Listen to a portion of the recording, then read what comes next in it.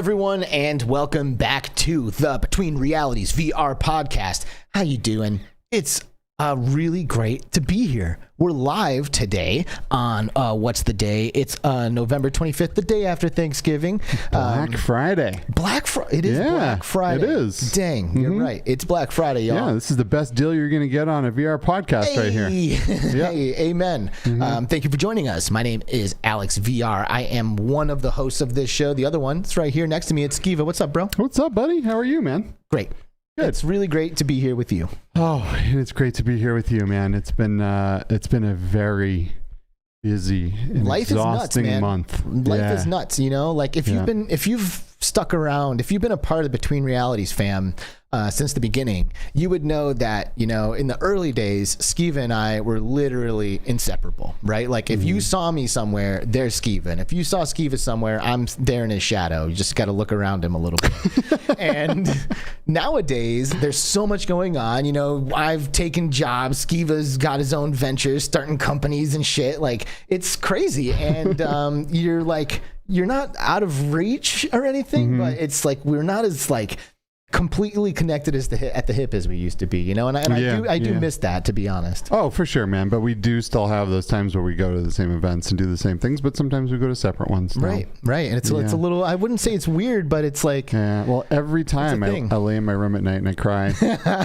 Good. As long as that's still happening, I know I have nothing to worry about. You know? Well, I like being live. Yes, you know, me too. The best part about it is that we get to have the Between Realities crew join us in the chat and participate in everything like this, right? The fam, man, the VR fam. Which a lot of people do still, you know, watch our premiered episodes, which we really thank you guys for that. Like, that's awesome. You know, obviously we're a live show, but we can't always be live. And it's good to know that there are people who still come out and watch the show, even if we're not going to be able to, like, you know, pull out comments out of the chat or, you know, do shout outs or whatever. Yeah. But of course, live is where it's at. It is. Yeah. It definitely is. Yep, live on YouTube, by the way, for all of you audio listeners on Spotify or iTunes or Anchor. Audible. Is that one of? Oh no, is that books? No, that's books. Yeah, we're on Audible. No, we're not.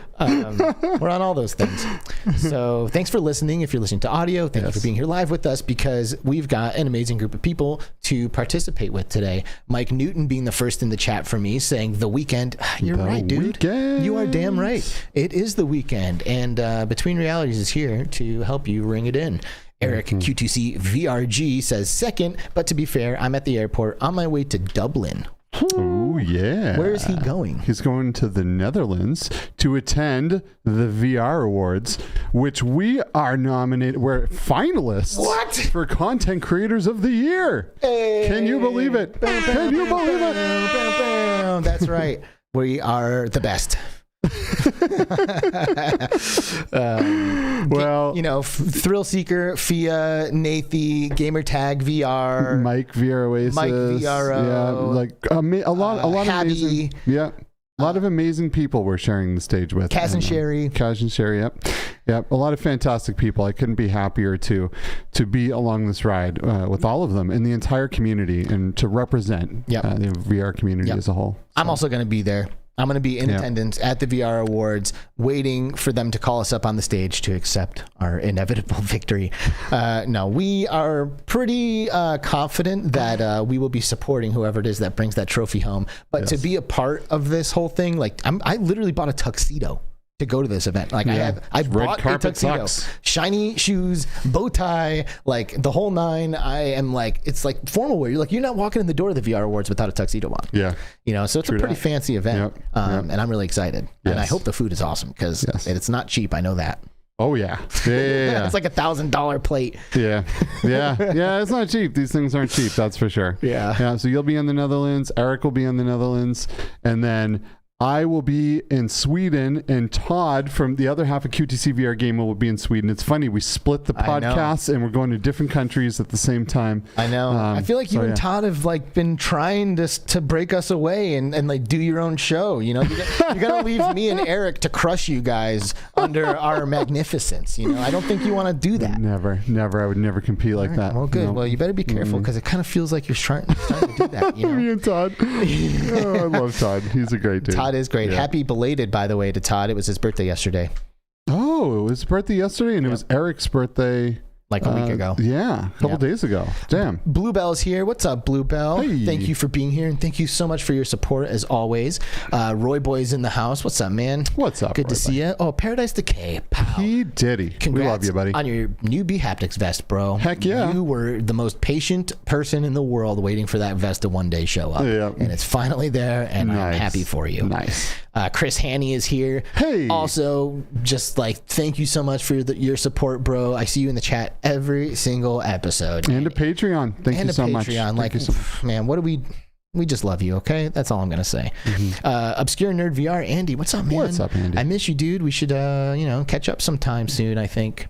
Yep, we're gonna have to head out to LA soon. Oh, hang out with Andy. That's a really good idea. Hang out with Andy, go visit the AR house, visit Amy from that one company, Skydance. Oh, yeah. Duggars K's here. What's up, Duggars? Good to see you, dude. Chi-Town D in the house. What up, y'all? What's up, D? What's up, D? Hey. Good to see you. Dark Angel, yo. Good to see you, girl. Hey, what's up, Dark Angel? Thanks for being here. Cleveland represent is Laszlo216. Good to see you, brother, as well. Shagsy's in the house. Greetings and salutations, boys, from the Down Underverse. Nice. Cool. The Down Underverse. That kind of has a good ring to it. Yeah. Well, thanks for tuning in. Yeah, thanks for being here. And thank you. Must be really... Wait, are you in Australia? Is that what you're saying? I think so. Yeah. So it must be really, really early in the morning. Is it early? Yeah, early I think it's times? early morning. It must be like 6, 7 in the morning. Something like that. Virtual Steve. What's up, dude? What's up, dude? Good to see you, man. Thanks for being here, and thanks for being active in our Discord, bro. Yes. It's always great to see you guys. By the way, I got link in the Discord, or link in the description below for Discord. Just join it, okay? Yeah, come on in. That. We got some good people. So if this is your first time here at Between Realities, it's my pleasure to inform you that we always have a guest from within the world of virtual reality, somebody who's a mover or a shaker, somebody who's doing something that's worth talking about, right? And today is no different. There's, as the description alludes to, it's obvious that if you play a couple rounds of Beat Saber, you're burning calories, right? And a lot of people see VR as an opportunity to get in shape, be more active, but the question always remains, right? Like, can this thing actually replace my gym membership? Like, is this going to actually turn my life around? And that's a little bit of what I want to talk about today, because today's guest is in the world of VR fitness. He's got a really awesome project going on, and it is definitely my pleasure to introduce to Between Realities, Kugo the Mighty. What's up, Kugo? Oh, it's so good to be here. I'm so happy. And I didn't know about the nomination for the award. Oh, congratulations, you two. Thanks. Podcast better be good, though. Yeah, It's better be like really good. Everyone expects, everyone knows that we're going to crush it. All right. So really all the pressure's on you.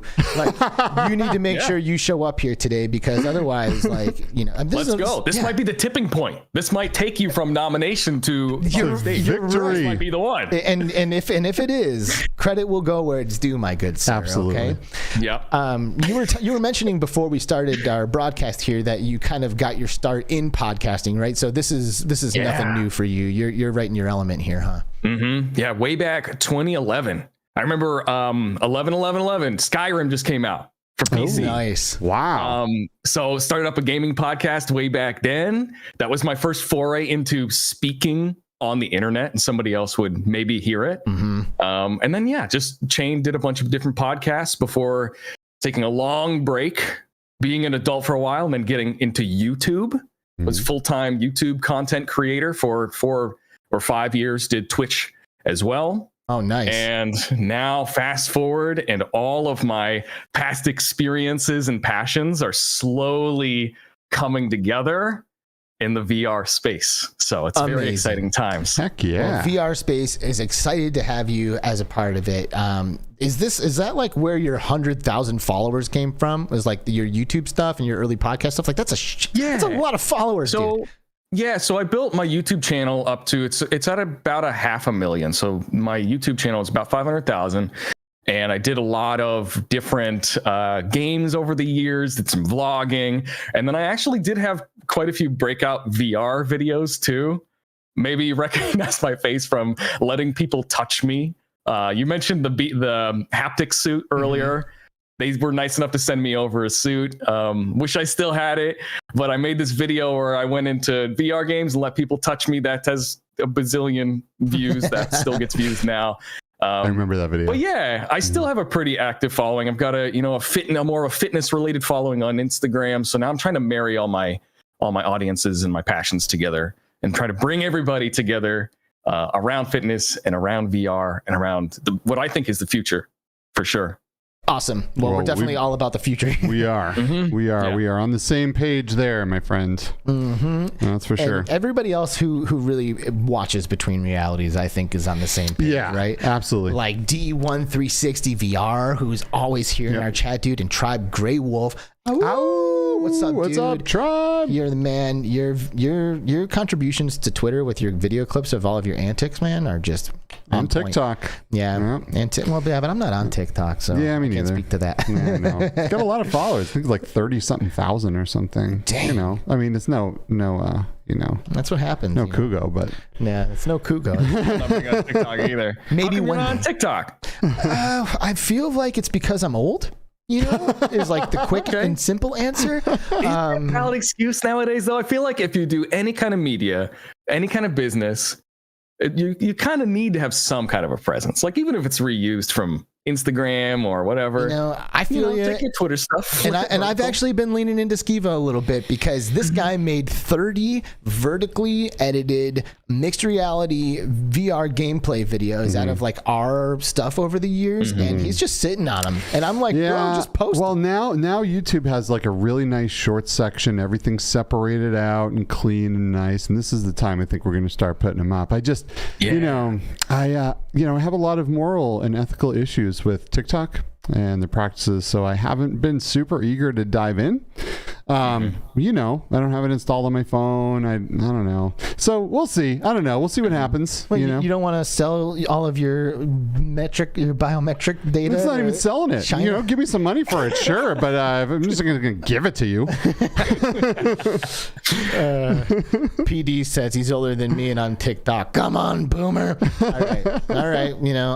Honestly, my wife sends me like links to TikToks all the time, and it's a pain in the ass to view them because it's like, hey, make an account to watch this. I'm like, no. And I open it in a browser somewhere else, and it's like, I agree. I do the same things. I should just get one, Yeah, I guess. Give in, I suppose. Yeah. So I'm really excited to talk about the Mighty Gym, which is your project right now, which you said you've been working on for a long time, and you're kind of getting to the point now where you're ready to like shout out from the rooftops and get people into it, which I have a lot of questions about it. But before we get to that, let's just talk a little bit about the last week or so. Just like what has happened and like what we want to get to, so that way we can dive in deep into the Mighty Gym. And you want me to start? Yeah, absolutely. Go for it. Breachers. Oh, yeah. I heard about this. Dude. It's the Breachers. Rainbow Six type game. Yes. It is so much fun, dude. I completely forgot that this was an alpha 15 minutes into my experience with it. I was lucky enough to get an invite to play Breachers this week with a bunch of super popular VR YouTubers: Nathy, Mike Virtual Reality Oasis, Reese the King, Soul Fox Gaming, Z-Storm popped in,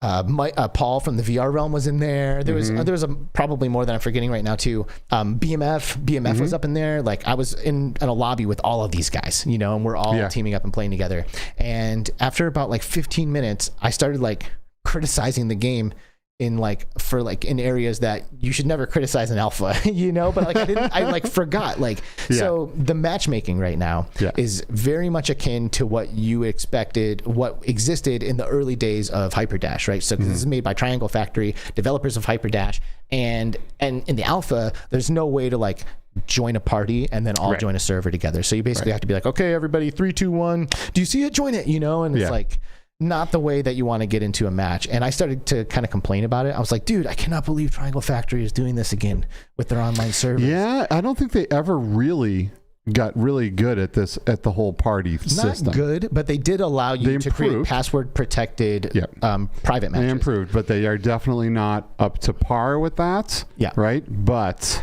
it's an alpha, and that's what Nathy very quickly like slapped me in the face with. And he's like, dude, it's an alpha, man. And I'm like, oh my God, you're right. I know. And no, you don't even go to like App Lab for this. You know, like you download an APK directly from the developer and you side load it on with whatever, you know, side quest or whatever. So, so yeah, and it is. You talk about forgetting it's an alpha. I forgot this was in a PC game. I thought this, like in my mind, this is a PC VR game. It's so gorgeous. Yeah, the graphics are incredible. What you're doing, it's really good. Like this game is going to be super successful. Yeah, Dark Angel saying I'll hold till smooth turning at least, because there's also not smooth turning in the game. But I'll be honest, I didn't even think about it once I got in there. I was not even tripping over the snap turning, because it's not like insta snap. It's like quick style, like panning, you know? So I thought it was actually not too bad. Kugo, did you or do you have PlayStation VR? No.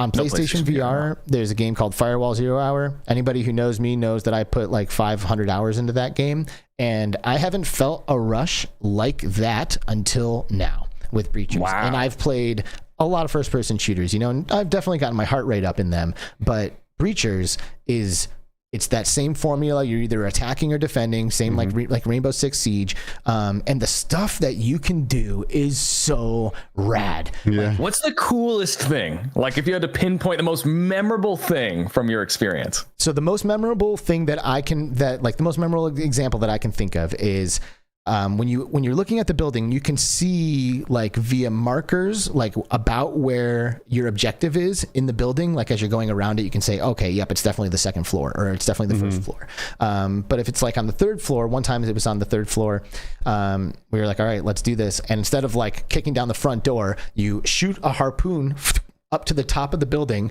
scale it like rappelling, like go up the side of the building, and you could just like kick through a door and go into the building if you wanted to. But we went up onto the ceiling, and on the ceiling there's a panel that you can spray blasting foam on to blow a hole up in the ceiling. So if they're in the top, the third floor, they would have to look up when they hear that, and like bam, now there's a hole in the ceiling.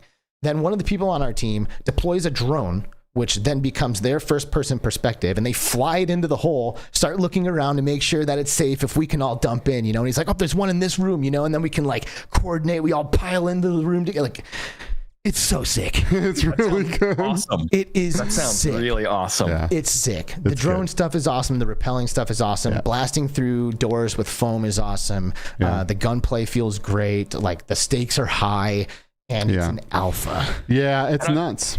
I'm guessing that those spots where you can explode things are like designated areas, right? They are, but there's a lot of things. Correct. There are certain walls that you can blast through, and then there are also other barriers that you can just like break down with the end of your gun, which of course will have like an audio, you know, signal, like you hear them break through over there. But of course the explosions are bigger, but are in like more strategic areas. And yeah, when you're in there and you're defending and you hear one of those things blow in the background, and then you guys just getting ready, right? Because you know, a couple people are going to be blown into that wall, but there's probably going to be a couple others coming from different directions, right? To try to, because you know, when you hear that, you know where they're coming from. So if you're good, you don't have everyone coming in through there.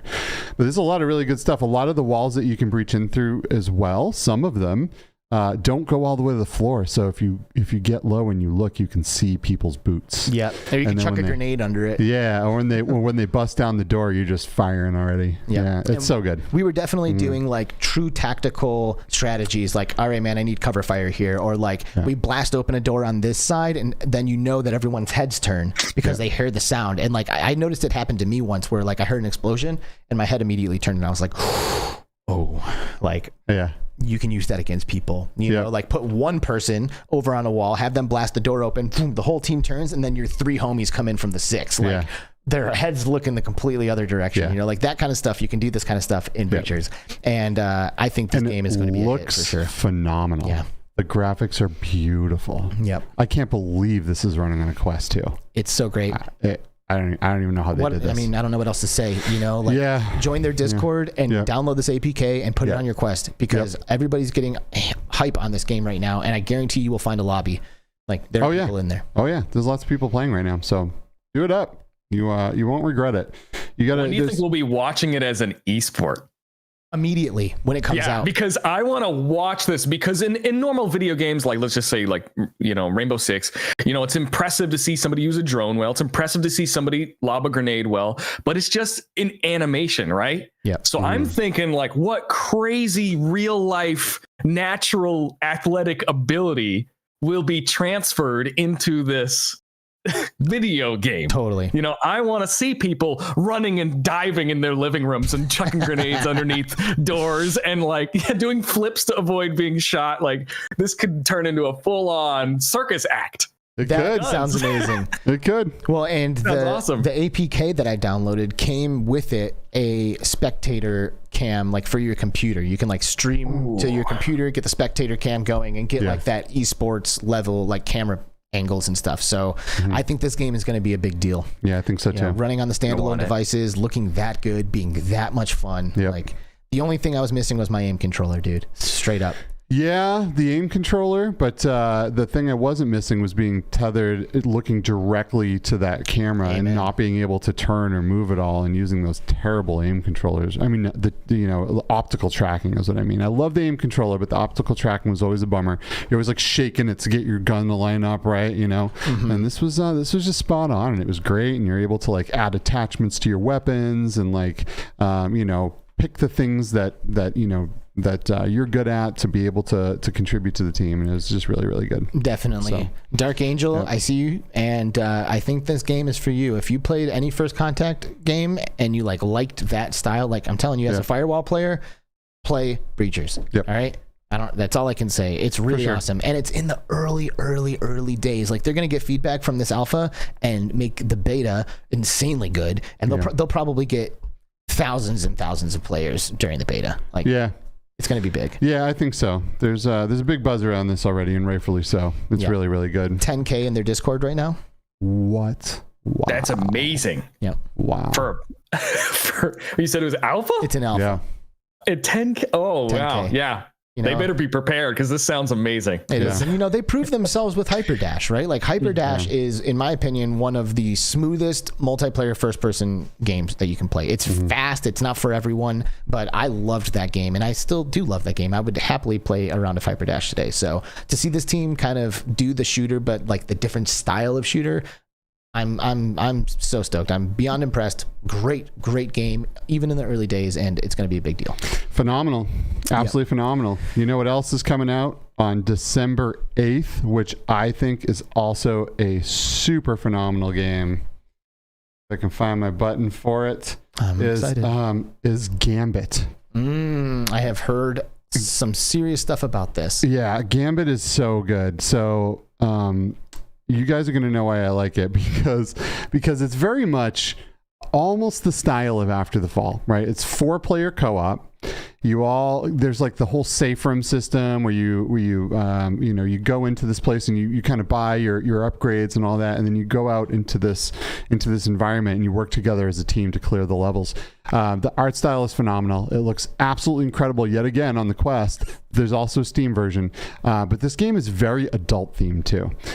Everything about this game is adult themed. The language is extremely colorful. This is not something that you're going to want to put your kids in, right? But it's so phenomenal. It's so good. I've had so much fun with my friends in here. I can't even tell you. It's really good. I think this is going to be a smash hit too. I think we have 2 huge games coming with Gambit and Breachers. Multiplayer games. Yes. We need more legit multiplayer in VR. We do. And this is really good, man. Each one of these characters has their own abilities. It's very much a game that doesn't care about comfort and all that stuff, right? It pushes the edge of what's allowed in virtual reality, and it's very beautiful, aesthetically pleasing. There's all kinds of things in it that are really, really that really kind of keep you on your toes. Like there's all these hidden things throughout all the levels, so you and your friends are looking for all this stuff, as well as trying to keep take out all the enemies. It's just so good. I can't say enough good things about Gambit, so I'm pretty excited for this one. Sweet. I'm definitely stoked to give this a shot with the homies. Yeah. That's the way to play it. You're going to play this with friends. It's really good. With family this week, I played Forever Cornhole. Oh, great! I did. That's a great one. It is great. Have you played cornhole version? I have. Yeah. Yeah. Me and Tribe went in there and we played some cornhole. Yeah, it was great. It was fantastic. But I got to tell you though, they just recently came out with Forever Pool, and it is really good. I played a lot. All the Forever games are great. They are. But cornhole, you can throw the bag in the hole, it's all right. But pool, I was a little bit more worried about, right? There's a lot of different techniques to pool. Putting English on the ball, being able to hop over other balls, like doing trick shots, and they nailed it. Nice. They absolutely crushed it. Nice. It's really, really fun. Yeah, I would. I mean, all the Forever VR stuff that I've tried, I've really enjoyed, and I appreciate that bags or cornhole, whatever you want to call it, is just like such an approachable game that I can just send my dad the key, which Forever graciously provided me with a few of. I was like, I'm trying to play this with my fam, hook it up, and they were like, got you. Nice. Mm-hmm. Yeah, so I gave it to my dad, I gave it to my father-in-law too, and got them both playing in there, and it's really good. It's approachable. Yeah. It also uses the MetaQuest avatars, which I benefit from with my Quest Pro with like the eye tracking and the facial tracking. So like, for the people who I'm playing with, I'm way more expressive, and that's cool, I guess, Yeah, Forever's doing good things. It's not tactical shooters, right? It's like these games that we've always played and known, and we play with family and things that we, very well-known types of games like pool and darts and bowling. It's just approachable. You load up a YouTube playlist, you're listening to music, you're chilling, maybe you got a beer or a cocktail on the table next to you, it's just good vibes. It is. So I enjoyed the game and definitely wanted to just take a minute to shout out Forever, because they're making cool stuff, and I appreciate you making it easy for me to play cornhole with my dad. Yep. So funny that you mentioned that, because my father finally managed to get my mother to get him a Quest for Christmas this year. Nice. I don't think he'll be watching the podcast, so I think I can say it. But I had to rope him in. So I'm like furiously taking notes on my phone right now, like the games that you're talking about, like cornhole. I'm like, cornhole. Because for me, the selling point was real fishing. Real VR fishing. Love real VR fishing, because I could stand right next to my father. We're on opposite sides of the country right now. Just finding more, just another benefit to VR in general. It's like being close to family, but doing an activity. So the cornhole sounds really good.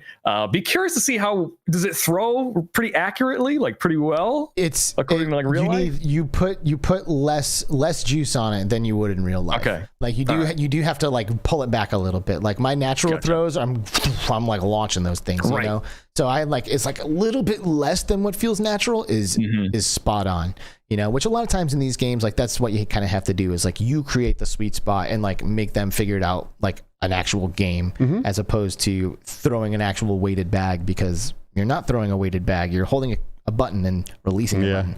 Yeah. But all their games, like Alex was saying, were great and really good to play with family. Bowling, right? Like, remember when the Wii came out and everyone was bowling, right? Like, and their bowling game is phenomenal. It's it's really cool. You can unlock all kinds of balls and stuff. And same with the cornhole stuff. You can unlock all these boards. Same with the pool. All the cues are customizable, and there's like a bashmillion different style cues, from like lightsabers to like just all kinds of stuff. It's really cool. These are the games to play with dad, by the way. Kugo, right here. Everyone loves Beat Saber, okay? Including your dad. He doesn't know it yet, but he does. All right. So Beat Saber is definitely one of them. Real VR fishing, you hit the nail on the head. Yep. Any of those Forever games, cornhole, pool, darts, doesn't matter. Whatever he likes the most, go for it. And then finally Golf Plus or Walkabout Mini Golf. Walkabout, Walkabout's awesome. Phenomenal. I try to play that with my friends every couple of weeks. Like, hey, guys' night. Like, we're all gonna jump on, gonna go play a new course. Yes, such a good time. Such a good time. Yeah, I was just in there yesterday, real quick, and we unlocked because the cool thing about Walkabout, there's a lot of cool things about Walkabout, right? But you can play through the course, then you can also find all the balls that are hidden around the course, which you then get to keep and choose from while you're playing. But then when you find them all, you get the night mode course, and I got to tell you, the night mode courses should be the default ones because they are so beautiful. Yeah. They are like like twice what the graphics are on the standard daytime Corsair. Absolutely gorgeous. It's like lighting and stuff. Oh, it's phenomenal. It looks so good, right? But then you can also do this like riddle thing where you go through and you solve like 12 to 14 different puzzles. And if you get them all and you and you work together as a team and you find all the things that you need to find, then you unlock a custom putter for that course.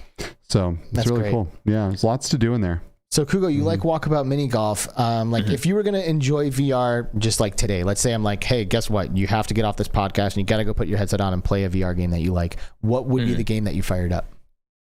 Ooh, so right now I am in the process of someone that is not very good at all of the customization and modification of games. I'm going to delve into, I just picked up Skyrim VR for the first time. Nice. It was on sale. God. And I have this friend who was like, you got to get it, but you got to have this grocery list of mods. Yeah. Mm-hmm. And you have to do it one of these two ways. Here's some videos, here's some tutorials. And much like your TikTok explanation, I'm looking at this grocery list of mods and I'm like, I'm not 20 anymore. Well, I'll tell you what. This is a big ask. we have a friend named Genghis VR, super duper into Skyrim. She's a TikToker, makes really funny, good content, but she also makes mods and she makes mod managers, and she has almost like a mod playlist where you pretty much click a button and it installs all the good stuff. She's made it really, really easy. Definitely check that out if you want to make your modding life a little easier. I will. Yeah, did you play OG Skyrim or no? Yeah. I was right there. Oh, right. Yeah. You said you started your YouTube channel right when Skyrim came out. At the same time. Yeah, 11/11/11. I'll never forget that. Wow, that's cool. So 11/11/11, you start your stuff. You're playing Skyrim, and now here, over 10 years later, you're about to play Skyrim in VR. And I didn't play OG Skyrim. My first experience with Skyrim was on PlayStation VR, and to this day, it is still for me like top 3, top 4 VR experiences. Like, it is ridiculously good. I'm so happy that you said that, because I feel like with those types of games, when they first come out, it's the best thing you can play in the world, and it stays that way for maybe 3 or 4 years. Yep. But they also don't.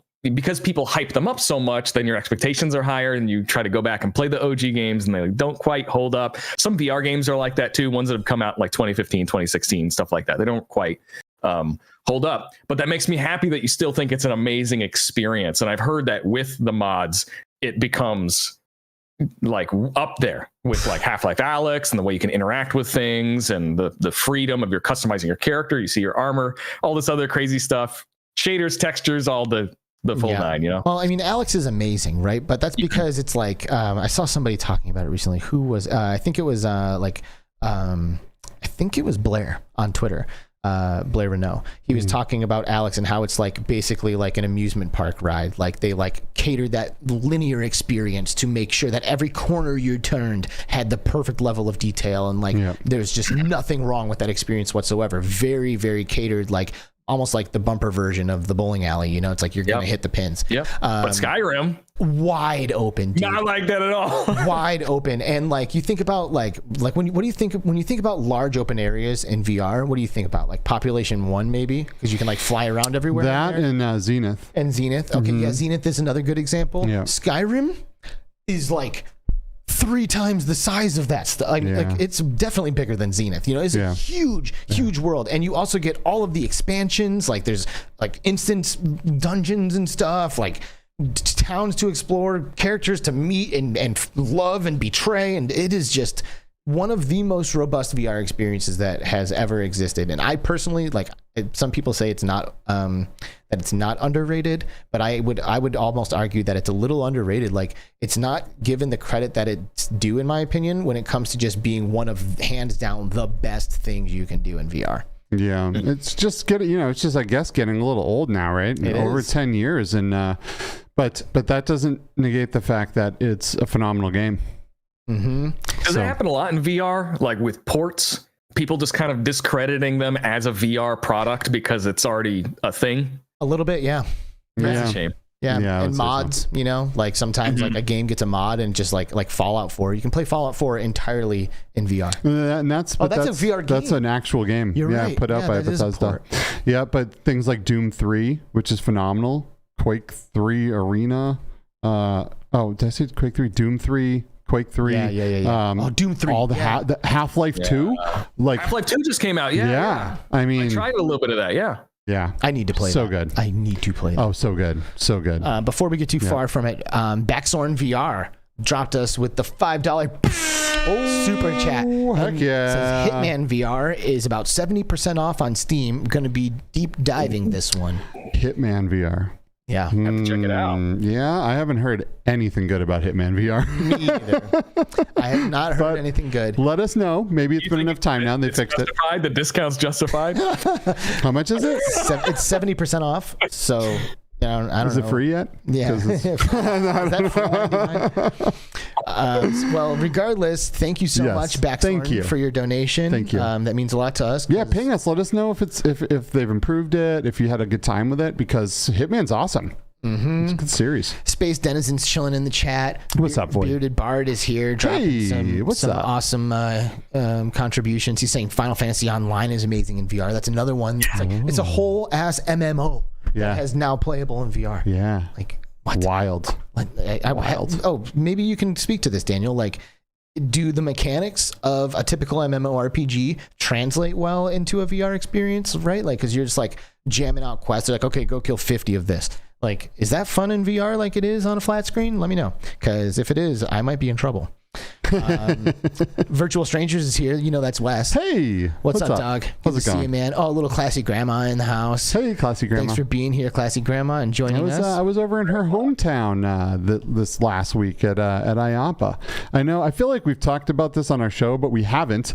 We've actually talked about it in the past 2 shows we've done, which was the Crew Cast with all the awesome other people that are on that show. There's so many people on that show. It's so much fun. I know. And then where else did we talk about? The Q2C VR Gamer. Yeah. So it was great. But yeah, we were over in Florida showing off the new version of After the Fall location-based VR experience, which you can only get in arena scale compatible VR arcades, family entertainment centers, and amusement parks. And it is so good. Yeah, dude. It is so good. Kugo, you said that there's a lot of podcasts, a lot of VR podcasts out there, more than you imagined. Here's the truth of it. It's all the same podcast. It's all the same one. It doesn't matter. Watch Q2C, watch Virtual Strangers, watch the Crewcast, watch Between Realities. It's all the same, baby. Wow. That's it. Oh man, not really, but a lot of great, passionate people in this community, and we fantastic. Do. Also, Mr. Tasselhoff, good to see you, man. Hey, what's up, Tass? And Michelle B as well. Hey, what's up, Michelle? Thanks for being here, Michelle. Yeah, Michelle and Wes, we will be hanging out with them in just over a month's time in Las Vegas, Nevada, at CES, Consumer Electronics Show, where we will be tearing it up, dude. This Vegas. Stuff is time is just slipping through my fingers like sand, man. I'm like, I know, it's nutty. It is nutty. And the time on this podcast is slipping through too. Oh, it is. Yes. Let's shift gears a little bit. All right, and let's talk about the Mighty Gym. Okay, because there's a lot of people out there who are kind of taking a stab at this like fitness in VR thing, right? I think a lot of people put on headsets and they were like, oh, dude, wait a second. I see a big opportunity here. I'm not even thinking about the fact that I'm working out here. I'm playing Beat Saber and I'm dying, yet I want to play another song because it's just that much fun and it's that immersive and it's that awesome. So, what was your experience like, right? Like, when did this, like, the light bulbs turn on? And tell us a little bit more about the origins of this project and what's been happening with it. Yeah, sure. So it's been the idea of having this full gym in VR has been about 1.5 years in progress. It took us about 7 months to make the first version, the alpha of it. And I think we were ready to soft open the doors last month. So about, I want to say maybe 9 or 10 months total to get this project going. But the idea behind it was really to try to do 2 things. We talked a little bit earlier about how there's a lot of VR games that burn calories, right? But do they replace a gym membership? Is it something where you're like, okay, I don't need to lift weights anymore. I don't need to, all my strength, conditioning, cardio, flexibility, yoga, like whatever kind of aspect of fitness you're into, all those things are taken care of by X or games XYZ or whatever. So there were a lot of products, a lot of services, a lot of games out there, but I didn't see anyone trying to make a real gym. Like you walk through the doors, somebody's there with a staff shirt on, welcoming you in and saying like, oh, okay, like the group class is going to start in 10 minutes, hang out or play some of these games here in the lobby. And then the instructor comes, brings everybody through, and they have what I only can describe as a fitness experience. I can't even call it a class, can't call it a real gym. It's really, there's so many cool things you can do in VR that you cannot do in real life that are limited by the physical space of a gym, the walls, the equipment, everything is like takes up physical space, that you can just blow the walls off in VR. You can do anything. You can make anything as fun as you want it to be, and then also implement a lot of really cool technology in with that. So that was the idea, is to give people a place where they can work out with other people and have guidance of a real fitness professional in their living room, in their pajamas. And it's a gym for people, maybe the people that don't like being looked at in a real gym, self-conscious. They don't like, maybe they just don't like the sweatiness and the germs of it. Or maybe they find it to be, trading their money for use of equipment isn't really useful for them. Or maybe the gym is 30 minutes away. I have to drive there. Or it's winter and there's snow and it's cold and you don't want to go. All of a sudden, all the holidays hit and you're looking at a New Year's resolution situation again. We spent 9 months building out this world. We're starting it within VR chat for now, because VR chat has so many cool features that we can utilize to assist in both fun and fitness. So what we have done is we've made this place where people can come in, and I'm right there to greet them, to welcome them in, and we can focus on everything from upper body strength, lower body strength, core strength, endurance, cardio, flexibility. We even do yoga in there, and it's all kind of comes together in almost a Disney ride like experience. Is one of the things that I did research on before I started this project, was how do I make fitness feel like you got on a roller coaster, got off of it, and you're like, oh my God, that was so it's already over so soon. But you've also burned 300 calories and worked all the muscles you need to work for your workout for the day. And also to make sure that you actually do it correctly. So we had a lot of challenges along the way. We had to come up with a tracking system that hooks into the headset, the controllers, and then any trackers. Some people have half body, that's fine. Some people come in with full body. They've got the hip trackers and the elbow trackers and the feet. Ways to hook into the tracking capabilities. And we have like back-end software in the gym where we can tell people via a HUD if they're doing the workout properly, like if their form is good. Wait. And it will adjust and basically assist them into doing correct form on all exercises in real time without the instructor even needing to say anything. Hold on. So you said you made a tracking system. What does that mean? Like, do I have a additional tracker or something that I attach to me, or is it all like software based, or how does that work? It's all in the world. So what it does is it takes whatever you have. So let's say you just come in with half body, you got a headset and your two controllers. In this gym world, we've gone through and kind of made a master list of all the exercises you can properly do to build muscle, build endurance, like proper things that would be worth substituting for a gym visit. Mm-hmm. And we've taken how the trackers in VR work and converted them into a system that it knows if you're doing each exercise properly. So it's no effort on your end whatsoever. It's just a cool thing that this world does when it comes to these different exercises. That being said, the instructor, like I go around and I also visibly make sure that people are doing the things that they're supposed to be doing, which is great because it gives you that like special attention that I think a lot of people that when they go to the gym, they're not asking to use equipment because like they don't really care about the equipment. I feel like most people just want to know that what they're doing to improve themselves actually matters, and that somebody's like noticing it. And that's what keeps them going, gets them in a good habit, right? So we wanted to provide this really fun alternative to fitness-based apps or games or software into more of a gym-based community that also has really cool technology to guarantee that you are improving. Because we have a whole like scoring system, and it can track how many reps you're doing, and the scoring systems are all private, so people won't look up and see yours if you did poorly and be like, you suck. It's all like local based, so you can take a little screenshot on your computer of how you did on all the exercises. It's time stamped on your computer. Now you have a complete record of all your fitness progress. So we've got some footage going on the screen right now that kind of shows a little bit of what the world, or some aspects of the world, look like. There's like you're doing sit-ups near some mountains, and like presses in like the gym training area and stuff.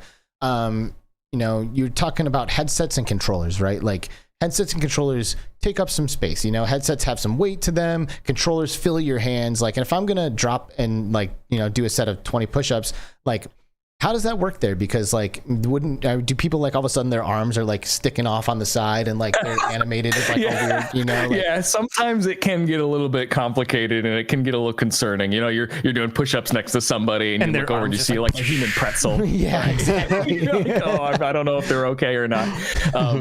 We've done a lot of testing on these sorts of things, and we do have a slide up in our introduction to the class that says, if you see anything that looks questionable, don't worry about it. The instructors, are trained to go around and make sure, it's either within reason. Because we do have certain techniques and things you're supposed to do. Like for a push-up, for a press, you would take your controllers out of your hands. They would go on the outsides, and your hands would go inside of the controllers.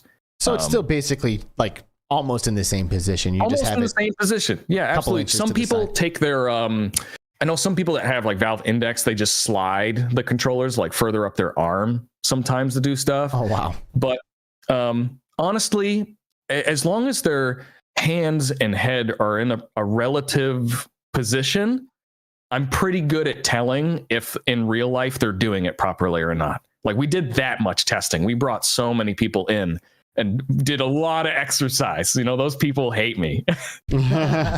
But and myself too, just like recording myself doing testing during the alpha and beta. So yeah, and it's you're so busy with doing the exercise yourself, seeing the successful reps, the HUD, like it's telling you you're doing a good job every time, the scenery, it's so much that you barely even notice those things. There's so many distractions, you barely even recognize fitness is happening until you're out of breath and you're like, whoa, this is crazy.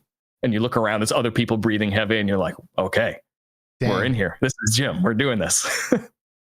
That's awesome. What do you think of this, Steve? I think this is phenomenal. I mean, there's a lot of questions I have. There's a lot of things I want to know how they work. But for me, there was a time where I went to the gym every day when I was playing rugby, and it was I am not a gym guy. I went and I did it because otherwise I was going to get killed. Do you know what I mean? But like, rugby's a tough sport. It is. But like, I am not the guy to go into a gym and be happy. Like, you know what I mean? Like the sometimes the type of people that can be there, just like you're in there and you're like, okay, I'm here just to work and it's gonna, but I love VR, right? And have you ever been unhappy with the headset on? Not usually. It's very rare. So this is why I'm like really curious here. Like, I feel like this could be something to get me exercising again in a better way, and in a more professional way, if you will, or making sure things are working right. And because I don't know, right? Like I can go out and play some Pistol Whip and some Beat Saber, right? But it's doing a certain amount of things for me, but it's not checking all those boxes that you go and you work out to do, right? Yep. You're not building a whole lot of muscle. You're getting cardio in. You're working, your arms. But I want to. I would love a way to go in and actually get proper exercise and know that I'm doing the right things. This is for you. Yeah. Nice. You're welcome in anytime. Awesome. I'd be so excited to have you in and show you, because you're absolutely right. Also, during testing, we had to make sure it was effective, because if it was just going to be something where you're just, burning calories, I didn't want to create that. I wanted to give somebody an actual place to improve. And not only that, like, notice the improvements, whether it's in the mirror in real life, in their fitness levels, in their how achy or sore their posture. Like, the improvements so far just by the members we have has been astonishing. Like, not being out of breath is easy, and just overall strength, the amount of repetitions people are doing, like, that kind of stuff doesn't lie, right? Yeah. Like, you can play a game and burn calories, and like, that's great. But if you do 10 good squats and you die one week, and then you come back the next week and you do 15 and it didn't even feel that hard, that's tangible. Yeah. That's like something. Yeah. So this 100% would be for you. And it's really great. You can come in and you can focus on whatever. I let people pick whatever they want to focus on. Like, we have this big group huddle where it's like, okay, upper body, lower body, core, cardio, what are we thinking? Everybody kind of makes their choices. And then I kind of compute up a custom workout for all of those needs. Everybody gets to work on what they want. And like having a trainer at the gym. Right? Exactly. Yeah. It's basically, for right now, you're getting a really, really cheap personal trainer in VR. That is pretty awesome. And, I definitely believe in the ability to wear a headset and also be getting stuff done. Also, just a quick shout out, because I said it like that, getting things done is in the chat. What's up, dude? Good to see you. Immersive Robot is also here. What's up, Gary? Good to see you, brother. What's up, Gary? Yeah, we love you guys. But anyway, when we were at I don't know, some expo, I did VR workout. Have you heard of AWE? VR workout? AWE. Have you heard of VR workout? It's a VR game. Yeah, I have heard of it. Yeah. And he was like, okay, here's the headset, start doing it. And I started doing it, and like a minute in, I was like, oh no. Oh no. That's normally the first question I have is like, would you do it again? Yeah. Well, I would, but the point I'm making is that it was effective. Like, I'm like jumping and like doing like sit-ups and stuff, and I'm breaking a sweat quick style, and I'm also being watched by like a room of people and being filmed the whole time. So I'm like, oh my god, what did I just get myself into here? Like, this is no joke. I'm like dying already. There were a lot of people. Yeah, and it was hard. And it was hard. And that's what I'm getting at. So it's like, I absolutely believe that you can wear a headset and do the right movements and actually get a legitimate workout in 100%. So I have some questions here. So when I think of a gym, I think about walking into a building, it smells like sweat, and it's not very, very appealing, with a bunch of people looking in the mirror at themselves. Taking photos of themselves. Right, exactly. But the other thing I think of is equipment. Right, I think of barbells and dumbbells and weight systems and treadmills and all of these things. How are you going about replacing some of these things? Do I need my own bench at home?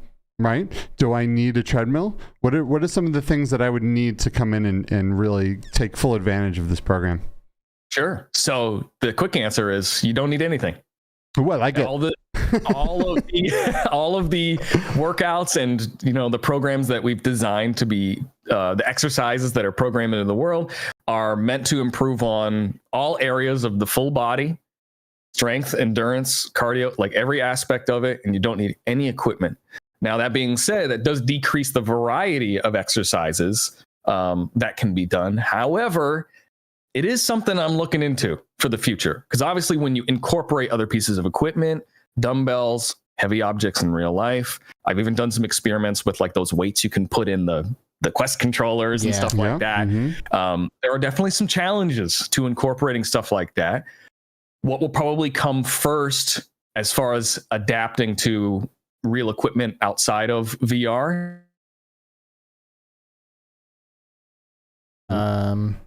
Well, let's see. Say that again. Are you back? Okay. Yeah. It would be things like incorporating stationary equipment. So treadmills, bikes, ellipticals, stuff like that, because that's pretty easy to set that up in a gym environment. I mean, people in VR are already doing that. They're already going to worlds where they're getting on treadmills with other people and having conversations and stuff like that. But as far as weights, cable machines, all that kind of stuff, I think that it can be possible, especially with VR technology getting crazier and crazier by the year. Eventually, who knows? We might not even need controllers at all. Right. So then that opens up more opportunity to use equipment and stuff like that. So I think we're still waiting for the tech to catch up to that as far as like from a safety concern too. But the short answer is you don't need anything. You get a nice, well-rounded workout, build strength, get toned, like everything is all inclusive. And I believe that too. You know, I've been finding a reason to talk about my previous martial arts training, I guess, multiple times in the past few shows. Bust it out. But the point I want to make about it is that when I did all of my traditional kung fu training, we didn't use weights. Like we didn't even use a gym. We met in a field, you know, and it's like, okay, here you go. Jump. Just jump. Like if you jump for 5 minutes, you will die. I promise you. Like just jump. You know, we like jump across the field and it's like people are puking, you know. It's like really intense. Like you actually don't need equipment to get stuff done. Like gravity is enough. Like you can just do enough presses or enough jumps or enough squats or enough horse stance or enough any of this stuff to really make a huge impact. So I mean, obviously it's great, you know, and like when people are getting into something, they're like, oh, what can I get to enhance this experience? What accessories can I use? What can I do as far as like resistance goes to work specific muscles? But when it comes to like overall just getting into shape, you don't need anything. Jump, do push-ups, do crunches, and then run, you know, which I guess you won't do with a headset on. But if you just don't do those things, that's enough. Yeah. You don't need anything. But with that kind of stuff, you know, coming from a personal trainer and gym background and also a content creator background, that's a situation where you have to hide the pill in the food, right? Yeah. So like, of course that makes sense. You just have to do exercise consistently. But that's not enough, especially in today's day and age. For most people, it's not enough. For me, no problem. I love the gym. But that's not why I'm making this. I'm not making this for like gym people, because gym people gonna go to the gym. Right. I want to help people. I want to help people who would otherwise not go gym, go gym. That's the whole thing. Amen. Have you ever done the shoulder test? It reminds me, your squat thing reminds me of the shoulder test. So you hold your VR controllers out to the sides like this, and you just hold them there. And most people can't do like 2 minutes of that. Yeah. Because it's so much tension on like the lateral head of your delt. And, you know, we have things in the gym that utilize the T-pose position, especially after you do something like push-ups. And the trick is like that provides such a crazy shoulder workout burn. But then you have to hide it behind something that's really, really fun and engaging. So that's pretty much, you know, if you pull back the curtain, that's really what it is I know people need to do X, Y, Z in order to make fitness progress. So I gotta hide it within fun, more fun, most fun. Right. So that's the whole concept of it. Well, that sounds pretty awesome. I mean, I'm all about fun and less about the torture of working out. The torture. You need to change your relationship. I do. I definitely do. But hey, you know, Can we go? Can we go to the Mighty Gym, both of us? Like Absolutely. We both go in there. Like we set a date and time. Yep. Bam, we go hit it. We use our quests. You should record it. Maybe we were. So what? You'll just be like, I'm doing push-ups, and it's just the floor getting closer and further away in the video. Well, it'd be first person. Yeah. You could do both. No, that would be great. I would absolutely love to try something like this. This is something that has been like, I feel like something like this is made for me. You know what I mean? And people who think like me, that just don't want to go to a gym, but they would still really like to get exercise and be healthy and stick around this reality for as long as possible, you know? So this is fantastic. I see when we are looking at kind of the video here, it looks like people are utilizing a lot of full body tracking stuff too. Is that something that really contributes to the experience? Does your system, is it able to calculate more points and more accurately kind of know what you're burning as far as calories if you have full body tracking? Or does it not matter and it's just an add-on? It doesn't matter. It just looks better in commercials, basically. Yeah. It just looks more realistic. It's more convincing. Yeah. You know how it is with VR stuff. When you're trying to like show non-VR people VR stuff, I've noticed it has to be so, like, it has to be relatable to them. Because if it looks goofy at all, they're going to think this looks goofy and they're going to dismiss it entirely. So no, the full body helps with the aesthetic and showing what people are actually doing as far as exercises. But even if you have half body, everything still works exactly the same, just looks slightly different. And half body just meaning headset and controllers. Correct. Yeah. Nice. Correct. Nice. So when looking at this, it very much looks to me like this is all in VR chat. Is this accurate?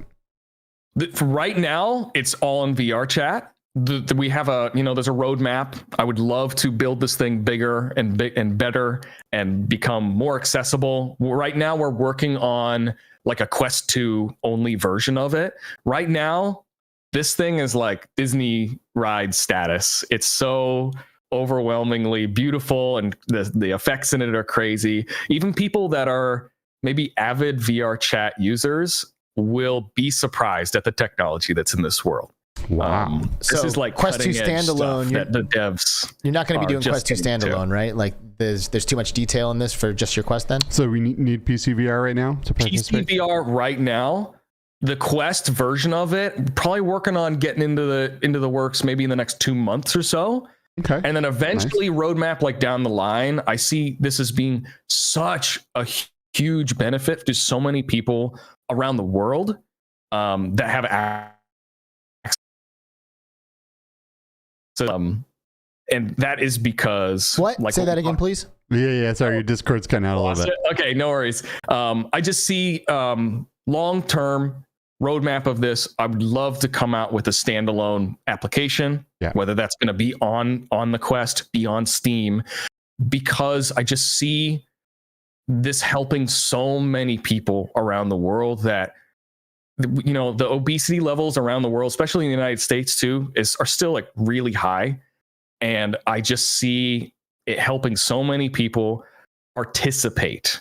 Right. I don't think it's like a matter of, hey, you need to work out and get into shape. It's like, no, just participate. That's a good way of thinking about it. Activity, you know, on a daily or even a couple days a week basis to improve your life and the lives of people around you. Right. So the people that don't like real gyms can't get to a real gym. You know, it's cold. They have excuses, blah, blah, blah. They feel like it's not worth their time. They don't make progress. They don't know what they're doing. And even into like VR users who might even be like in a wheelchair, right? Who want to get like a workout in and can do stuff. Like somebody in a wheelchair in my gym can go rock climbing, swim across a lake, like do all kinds of crazy things, fly. And get a really good workout doing it and be around other people. So I just see it as a gateway. And I don't even care if I end up being like the gym. Even if there's multiple gyms that happen and it turns out that there's different, you know, you can pick and choose just like you can in real life, right? Like, do I pick this gym? Do I pick this gym? Even that would be great. But I just feel like with my background, my history, all my experiences, I feel like I'm the one that needs to push this forward. Nice. So I'm awesome. Starting here. I'm starting small, building it out of VR chat, then trying to do a Quest standalone, then bigger and better, help more people. I love this. So this is awesome. What if I don't want to talk to anybody? Should I avoid this gym, or is this still kind of, do you cater to people who are like not trying to like have a conversation with you? Cater to everyone. If I have the technical ability to cater to your needs, I will. And that's another big aspect of this gym is it's not whatever, like come into the gym, do your thing, don't care who you are, pay your gym membership, get out. This is very much like you get attention, which is why I don't fill the world full of 100 people at a time. It's why it's capped. It's why I have designated class times, right? So it's not just chaos all the time, so that when you walk through the door, you feel like you belong there.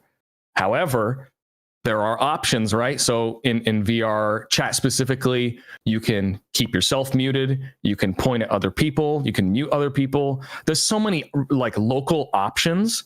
And as long as you're willing to listen to the instructor and be like, hey, is everybody ready? And you can just nod, you're good. You're good. As long as we have some kind of mode of communication, there's no need to feel pressure to participate socially, but most people do because it's cool. And even people that were really shy before coming have turned out to be such great community members and love it. Well, so. And you are like embarking on this like new exciting journey, I guess, together. Like it's something that you immediately have something in common with this avatar next to you. You're both doing this right now. So you're like, holy crap, isn't this hard, dude? And he's like nodding at you. You know? It's motivating. You know, it sucks, but like it's motivating when you get done with something that's really tiring. You look over and you see somebody else like sprawled out, like slowly getting up. And it's like, all right, okay. We're in this together. All right. Yeah, that's the other thing. It's like in the martial arts training, like you are stronger if you are all moving in unison. Like you are like channeling each other's energy and like connecting with each other on a very energetic level, you know? And it's interesting that VR doesn't give a crap if you are in the same room as these people. Like the presence is still delivered. Like you're still sharing that experience with someone, and that is amazing. That's why you feel it. For it. You feel it. Yep. It's crazy. Yeah, space and time doesn't care about the energy that we exchange, which is insane to think about. It is. That's pretty nuts. That's pretty nuts. This is really cool. This is really exciting. I'm excited for this because I know a lot of people that both of us. Yeah. Both of us. Yeah. This is like, it's like, okay, like what else? Okay. So how are you, like, what's the business model, right? Like how much does a typical user pay to participate in this gym? Yeah. It's good timing. Just switched it over because it is Black Friday. So I'm experimenting with a couple different options, but just to preface this, I am also a personal trainer in real life. You know, I have 10 clients right now, and that's all I can do while also managing the VR gym. You know, personal trainers cost anywhere from $70 to $100 an hour. But our memberships to the gym are pretty much in line with like normal chain gym prices right now. So I think it comes out to be like $3 or something per class. You can get a membership to come in 2 times a week. There's one for 3 times a week. But also we're kind of at this stage too, where like slow release, and it's not a big corporate thing. It's me. Right. So like if somebody has an idea or wants to do their fitness journey a certain way, make it a custom membership. We're still figuring this out. Right. Well, I tried to think about all the different options of what real gyms do, because that's my background is gym management, personal training. But this is new stuff. Right. This is a new frontier. We're gonna have to figure this out together. But yeah, right now, gym membership comes with a certain amount of classes per week, which I think actually helps. A lot of people say, I want unlimited. I want to come in anytime I want, all the time I want. But in reality, we're the same thing as the pill inside the food situation. You don't need huge burst. You need just consistency. Yeah. Come in, have a good time, half an hour, 2-3 times a week, enjoy it, enjoy the community. Go play something else for fun after. You don't need to. So let's say I want to come in twice a week. Yeah. Period. Like indefinitely. Is that like a monthly fee then? Yeah, like twice a week, it's monthly. I think right now it's $24.99, which comes out to about $3 and something per class. Cool. So for $25 a month, basically, I will have a private VR, not private, but semi-private VR, personal trainer, fun experience where we guarantee you improve. You have fun. You're in a community. Are there other trainers too, like that are like you, or is it you that's in there? It's me that's in there right now. I'm currently in the same stage that I'm reaching out and talking to other VR professionals and coming onto this awesome podcast. Right now, I'm also in hiring mode. Because I do see it's coming, right? I do see it's coming. So if anyone who's listening to this right now wants to sign up, their first class, they're going to be chilling with Kugo. With me. Yeah, no, you're getting me. That's pretty cool. You're getting personal training from me in VR right now until I can't handle it anymore. Nice. Wow. And do it now. And just to put this into perspective, this is about the cost of Supernatural. Right, which is a gamified thing, and you have a pre-recorded trainer that just says the same thing every time, right? But this is a real person guaranteeing real results that is catering a workout to you. So this is it's very intimate. It is, yeah. This seems like the way to go. It's tricky because as a gamer, a VR user, and a fitness professional, it sounds stupid how good it is, but it's such a new thing. Still got to convince people that it's cool. Yeah. Right. Yeah. Still got to bring them in. They still got to want to do it, because if people fall off and it just becomes like a fad thing, then it's not justified. But who knows? To me, it seems like an incredible value, but I think it's an incredible value to the right person, which I think is important to say. It's not for everyone. It's still a workout. Still a lot of work, because you're gonna make progress, but fantastic alternative. I try not to mention other fitness-based apps because I just don't want, I think of them as great alternatives, but yeah, there's nothing quite like this yet. So this is, I'm definitely intrigued by this, right? And Steve and I are going to come in at least once to try it. We're doing it. It's happening. I'm so excited. It's happening. So we're going to do that. But I'm wondering, do you have a success story that you can share with us? Is there something that pops in your head and you're like, well, and it's working for these guys, or it's working for this person, or this happened, and I think that this is evidence of this thing being something pretty huge? Oh yeah. I already have a couple really good testimonials from people that have used it for the first month and through beta. I have progress pictures of people that have lost inches off of their waist, nice. Just like in the month, and the time flies by. They don't even notice it. I've had people come up to me and thank me because they're just they've noticed things like their back's not sore anymore. When they wake up, they just get out of bed and they don't notice anything anymore because we've been working on core training and core endurance. But another aspect of doing this thing in VR is that there's no pressure to show your body too. So right. I could show you, this person looked like this, and then they came to my gym and now they look like this.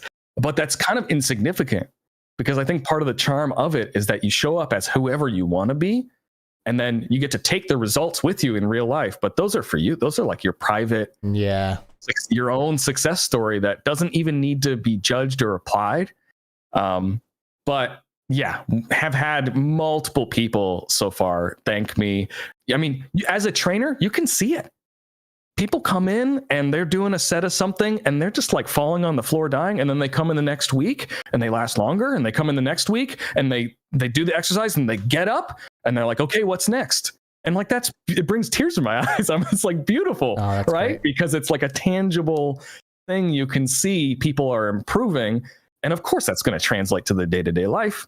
Definitely. You don't have to be a rocket science to know that if you're in better shape, your quality of life is good in all aspects. So had some really good feedback, but been growing. Like I said, it's my first podcast. Right. I've been growing this thing word of mouth very, very slowly. I think we're at 20, 25 members right now.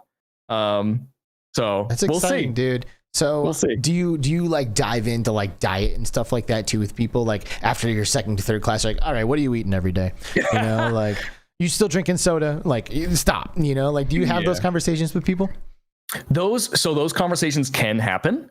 In real life, there's opportunities for people to get coaching services, consulting, one-on-one. I even have 2 clients right now who I do one-on-one personal training with in VR, which some days I'm doing that and I'm like, I cannot believe this is happening right now. Yeah. If only the 10-year-old version of me could fast forward and see what is going on right now in my life. We say that all the time. All the time, man. When a little kid dude, can you imagine if I was a kid and I knew I would be doing this? Yeah. Mm-hmm. Yeah, I think about that all the time, just laying in the backseat of my mom's van with my black and white Game Boy. Thinking this is incredible. I'm so immersed. Yeah. Playing under the passing street lights. It's waiting for a street light. Get a little squiggly plug-in thing. But see, everyone had that. I didn't have that, man. I'm stuck waiting for a stoplight. I was spoiled. Yeah, that's good. But yeah, those conversations about coaching can happen. I have that capability as a fitness professional to kind of say, hey, do you want more? Right now, the memberships are just for the classes.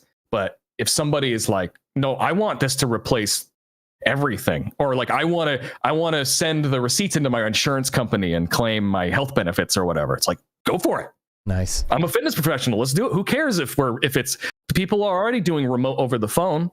VR's just remote too, right? It's better. So those conversations can happen, and I have taken people in for coaching, and I've got a whiteboard in my office, and we go over all their macros and their plans, and I help them with stuff. So yeah, that stuff does happen already. Dude, this is so cool. Yeah, it's great, man. Yeah, you're definitely onto something. Like this is a space of VR that will not go ignored. You know what I mean? Like the VR for fitness is here to stay. So it's only a matter of like really, I guess, like you were saying, like being that guy. Like being the one that sees it and it's like, you know what? Holy crap, I'm the guy. Like who else but me? And making it happen. Yeah. So I commend you for like shifting gears and like really, pulling the vision together and executing it. Like it looks like you're at a point now where you're ready to grow the thing. Yeah. Thank you for all that. It is still scary, by the way. I'm sure. This is all still very terrifying, but like I said before, it's a new frontier. I'm excited. We're all in this together. Well, let's see where it goes. You know what I'm thinking about right now, Skiva? Probably not. Can you read my mind? I don't know, but I have a feeling it has to do with me exercising. It definitely does by the end of all this. This is totally happening. I'm so excited we had you on because I've been like looking for the way that we can make something happen to like really get the wheels moving, and this might be it. But I'm thinking about we gotta do something about you and me both, bro. Okay, but I've been thinking about the meta movie. This to me reminds me of the meta movie, and if that sounds like something you've never heard of before, there's an experience in Neos VR, which is a movie with actors and a story that you become the main character of, and you are playing through this game. And it's as sick as it sounds. It is so good, man. It's actually better than it sounds. Yeah. Like it far surpassed my expectations. I was imagining like something. Do it. It's like I imagine something like a like a narrative like a first person VR game, like an Alex kind of thing where I maybe get a little bit more agency over my decisions. But like I had like multiple moments in the meta movie that I felt like transported and in doing something new. I'm like, holy crap, this is a new medium of entertainment. This is some cutting edge, like frontier kind of stuff. And it had a lasting impact on me. And I'm thinking about the meta movie right now. It's like we're starting to enter these spaces of VR that are more than games and simulations, like it's it's more than just social VR, and it's more than just being a character. Like it's crazy. Like to your point, Kugo, like this is some like unexplored areas, and I think that I think these are the good old days, like I think this is the very beginning of something really huge, for VR fitness, for VR movies, for all of that stuff. And it's really cool. It's really cool to see. Yeah, we're on the brink of all these new headsets and all this new tech, and I imagine having Kugo right in your living room with the Quest Pro or something, right? And and you listen to talks with like Mark Zuckerberg and some of the people that are pioneering virtual reality right now, and they talk very much about it being life being a mix of this type of stuff, and physical fitness is very important, right? It not only does it keep you alive longer and makes you feel better, but it sharpens your thinking skills and being able to communicate properly and all these things. So it's super important, and using virtual reality for this is where we need to be. And I mean, I would trust you, Kugo, because dude, you got it going on, man. Like you are chiseled out of stone, bro. Like if you go on the website, you see a picture of this guy, it's like, whoa. Yeah, there are some pictures on there of, when I was really, really lean. But I got to be honest with you, I've been really impressed. I work out in a gym maybe one time a week because I've been in the VR gym, like instructing and teaching. Nice. And I've been so impressed just even on my own self-experiment that I've been able to maintain any muscularity that I have right now just from doing the stuff in the gym. So that had to be important too, right? Because it has to appeal to newbies and also taken seriously by diehard fitness people too. Well, yeah. What do they say? It's like you got to eat your own dog food, you know. Like if you're not willing to use it as a gym replacement, then why would I? You know, like, you have to be the proof in the pudding, you know. And like that's what I'm getting at. It's like, dude, this guy's in great shape. You know, it's like I had like wrestling coaches that were not, you know, and they're like, do another lap, and you're like, what? You know, you like, do exactly. You know, but that's not going to happen with Kugo as your trainer. Yeah.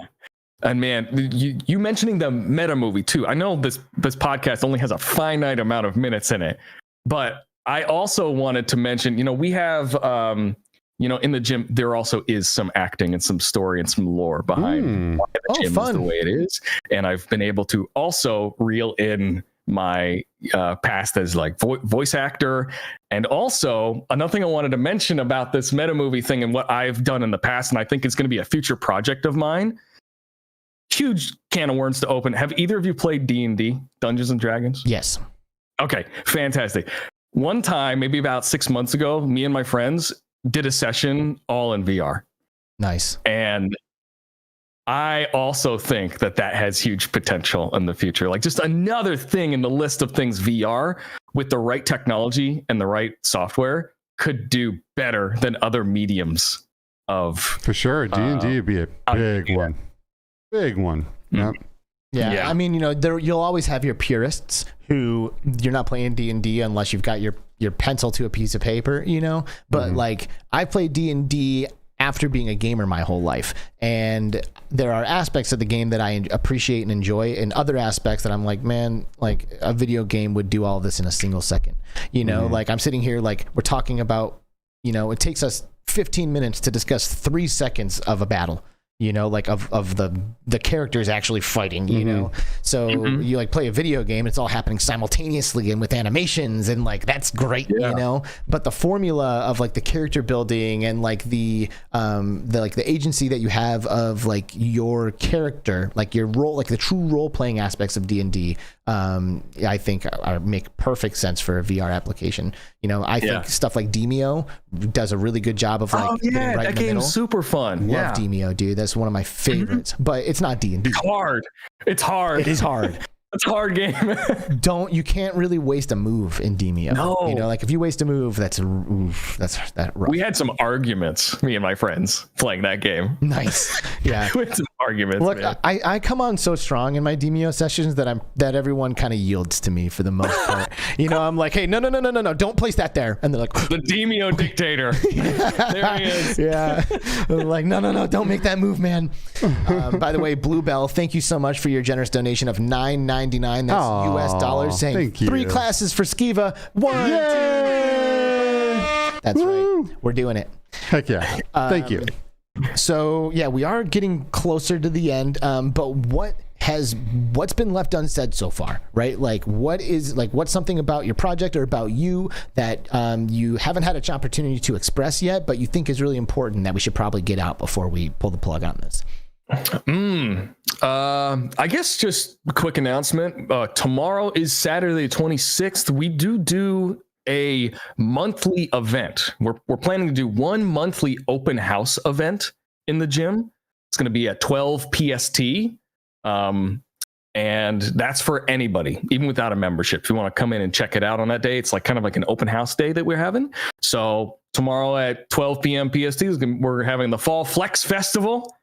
We're going to be doing a little bit of everything. We're going to be doing like a big group workout together. Going to have a short, like little gym, like TED Talk. We're going to be talking about how to achieve fitness goals, even if you don't have somebody to help you out. And then we have like a member summit, which we're now planning on doing every month, where the members of the gym will come together and tell me what they think would be cool in the gym. And then I take that to the engineers and the developers, and we try to make it happen. Because with VR, you can do a lot of cool stuff, but there's only so much time, so much money, so much effort, obviously, to do that. So big event coming up tomorrow if you want to check it out. Other than that, tomorrow, mightygym.com. That's all that's left to say. Skiva, me and you tomorrow morning. I don't think tomorrow is possible, honestly. But when I'm back from Sweden, we will absolutely pull this off. Okay, when we come back from our travels, because I am getting on a plane on Sunday too. When we come back from our travels, we are doing this. Yes, period. Absolutely. I'm in. I'm in. Let's go. Because we also got $6 from Classy Grandma saying 2 more classes, guys. Share the workout. Thank you. We're doing that, Classy Grandma. Yeah. Thank you. You know, we're gonna come back and tell you guys what we thought of it, and if it's great, then the entire BR fam is gonna pile into a single class, and we'll all drop. We'll all work out together, and you can watch me fall on the floor. And and I have so much more that I want to say and ask about VR, but I guess we'll just have to have another podcast. Yeah, you know, I mean, if you had something like right on the tip, you can get it out there. You know, what do you think? I mean, we touched a little bit upon the new, like, what did you say the new Rainbow Six style shooter was? Breachers. Okay, yeah, like so you're breaching a wall. Really hope that comes into the foreground as being. You're right. We need like a central one good, unanimously decided this is like the shooter that everybody plays game. I mean, for a while, people were playing like Pavlov and like all these other, Population things. 1 for a while. Exactly, Population 1. But the thing about those is that Breacher solves is the space is more confined, so it brings the tension and excitement up big time. Right? Oh, you have to use your ears.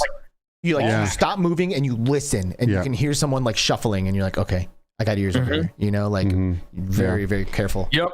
So I really hope that we start having these big like pillars in the space, so then other people can come in and measure themselves against it, so that everything doesn't feel like, for a while, the VR spaces kind of felt like everybody has their own niche couple of games that they play, and nobody really shares.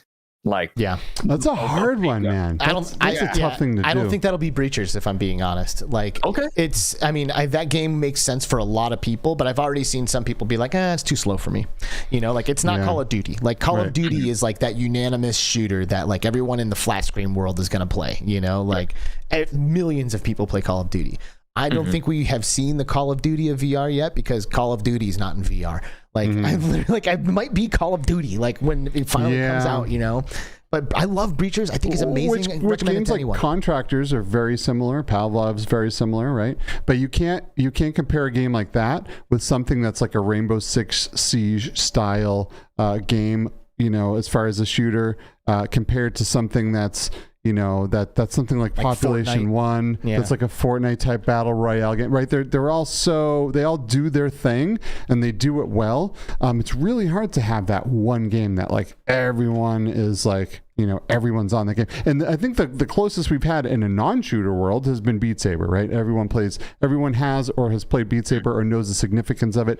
I was walking through the airport with a Beat Saber shirt on, and people were like, oh, Beat Saber. I was like, oh, yes, we're almost there. People in the airport are recognizing this, right? Like, so. It's like a current day Guitar Hero or Rock Band. Right. Dude, I think Beat Saber will be remembered like Super Mario.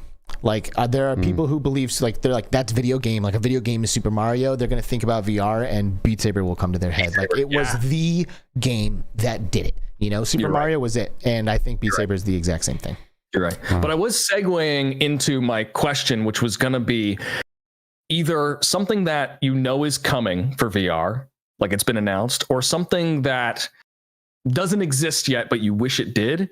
What is something that if it came out for VR, like it fully released, you would just lose your life? Like you would just never come out again?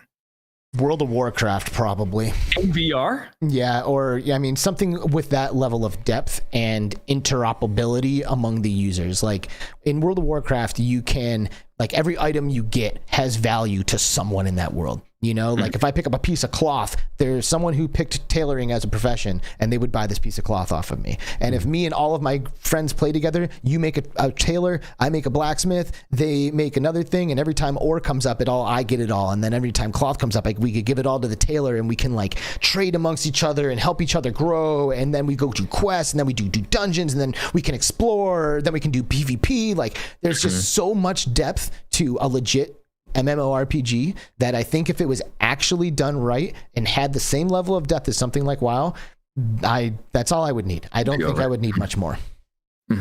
Huh.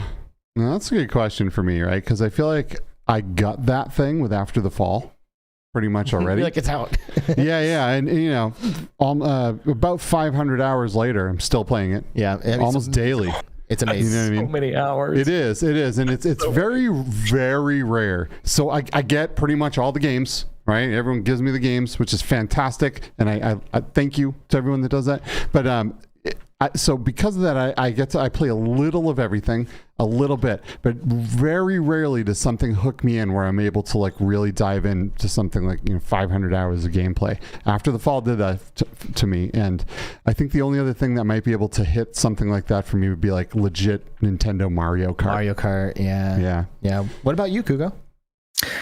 For me, yeah.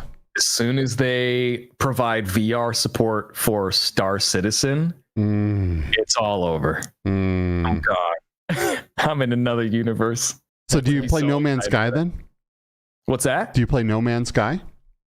I have played No Man's Sky, but I don't think it's the it's not the same, quite the same fidelity. I've even played that's another one, Elite Dangerous for VR, but that you just stay in the ships. Yeah. But yeah, if I'm able to sit down at my desk and I've got my HOTAS set up here, right? I've got my flight sticks. If I'm able to physically walk over, sit down in my chair with my headset on, get my sticks, fly away, land somewhere on a different planet, back away from my computer with my headset on, get up, and then just start walking off, that's gonna be... I'm going to need to look into getting like a feeding tube. I'll never come into that. Just like a warehouse. So you just get full room scale, like as far as you want to walk. Yeah. That'd be dope. That to me, the closest we've had to that so far, I think, is No Man's Sky. And, you know, that's another game that grabbed me, and I put 300 hours into that game, right? Because you fly around different planets, you explore, you hang out with your friends, you get out of the ships, and you mine things, and you check the wildlife, and you do all these things, right? But it definitely isn't to the depth of something like that, right? And I think when that comes out, I'm right there with you too. I think I'll also be gone for a while. Cool. You know, Star Citizen would be definitely a good choice. Yeah, to me, it's like I gravitate to like the fantasy realm more often than not, but only because of the game mechanics. Like the kind of game mechanics that you see in these fantasy-based games, like the ability to trade, the ability to fight each other, to be able to explore, do quests, do dungeons, like those mechanics are all I need. Like I don't care if it's in outer space or if it's in the medieval realm and I'm fighting dragons. Like if we can do stuff together beyond just simple interactions between each other, that is what I'm looking for. I am looking for that feeling of being necessary to my group.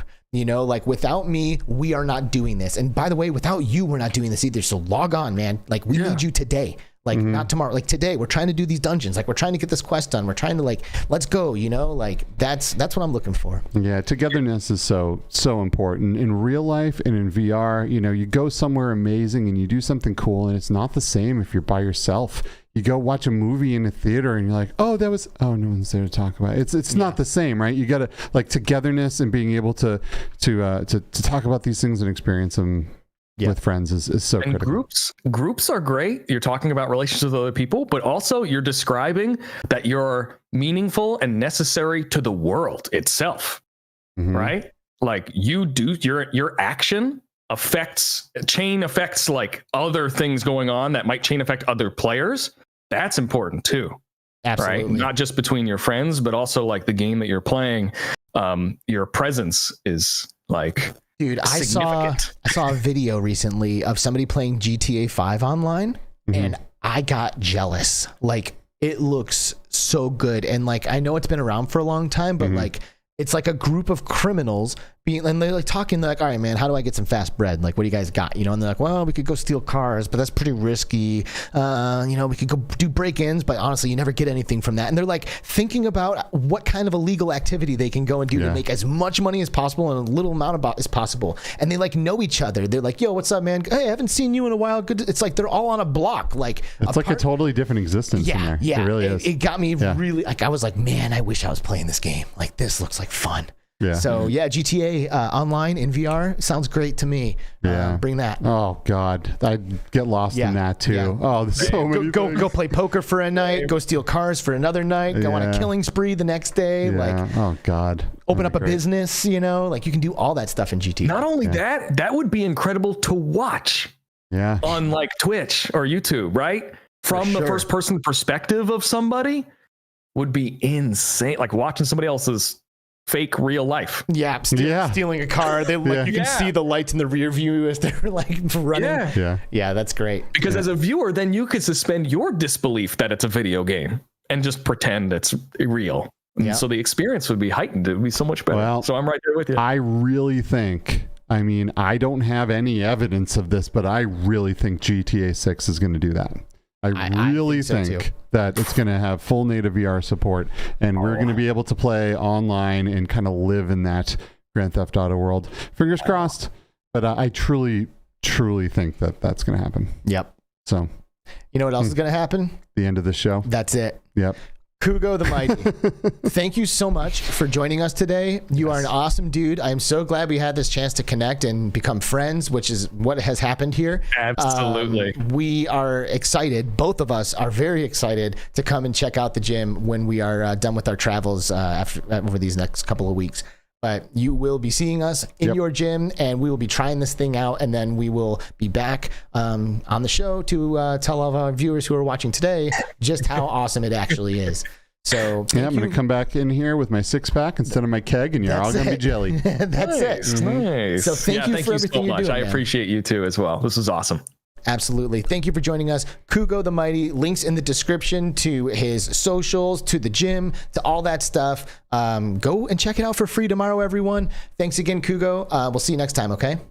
Say bye to Kugo, everyone. Bye-bye. Bye, Kugo the Mighty. See ya. Poof, and he's gone. There he goes. And that's it. There he goes. That was cool, man. That was awesome. It was great. I'm always, we talk to a lot of people that are using VR to move different industries in ways that I couldn't have imagined 10 years ago. And this is definitely one of those episodes. Really excited to see fitness, like real legit fitness and personal trainers and all that coming into VR. It's a lot of people that this is going to help them live a better life. Maybe even us. Maybe even us. Probably even us. We'll see. Let's see.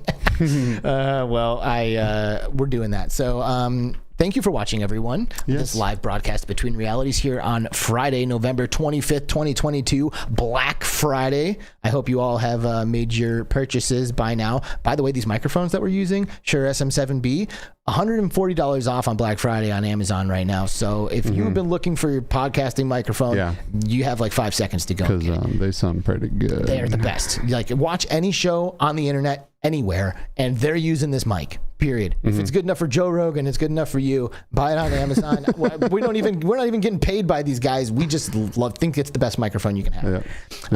What are we doing next week? Next week we're going to be jumping more into VR esports. Well, not next week, I guess. Oh, not next week, because next week we are going to be in two different countries. Yeah, Alex will be in the Netherlands. I'll be in Sweden. But the following week, we will have Jonathun from AEX Lab, the creators of Veil, which has just released. It was like an early access release, right? But the future of esports, fantastic game, ultra competitive, really super fun. And we're going to talk, and we're going to find out all about Veil, about the controversies around Veil, about esports in general, and we're going to really dig into it. And we're going to ask the hard questions, right? Like, why would anybody have a problem with Veil, right? Like, what's going on over there? Like, what are you guys going to come clean about? We're going to ask him. We're going to get so come on over and check it out. Be part of it. Come on over and be a part of that episode with Jonathun Tropical from AEX Tropical, right? AEX Tropical, whatever, right? It's Jonathun. He's from Veil, and he will be here with us 2 weeks from now. Yep. I'm pretty busy tonight, so I probably won't be getting into any VR. Yeah, I mean, I'm going to pick up my daughter right after this, so we're going to do some stuff before I'm gone for a while. So right on. Yep. Well, thank you all for watching. This has been a great time. It's been amazing having you all in chat. Classy Grandma, Duggars K, Bluebell, Wolf Raza, Wes from Virtual Strangers, D1360 VR, Destiny11. That's right. Good to see you.